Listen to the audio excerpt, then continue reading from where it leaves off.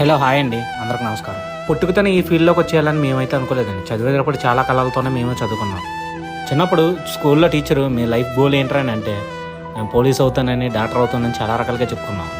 నాకులాగే చాలామంది ఎన్నో కళలతో చదువుకుందామని చెప్పేసి ఏదో ఫీల్డ్లోనైతే ఇలాగ ఉంటూనే ఉన్నారండి.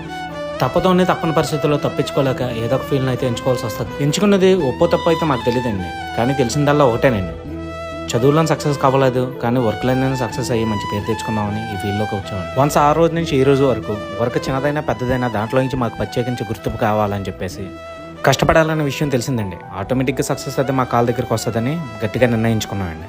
చిన్నప్పుడు బీభత్సంగా కలగనేసి పెద్ద అయిన తర్వాత ఏదో వర్క్లో సక్సెస్ అయిన మిడిల్ క్లాస్ పర్సన్స్ ఏ వర్క్లో సక్సెస్ అయ్యారో కామెంట్ సెక్షన్లో కామెంట్ చేయండి.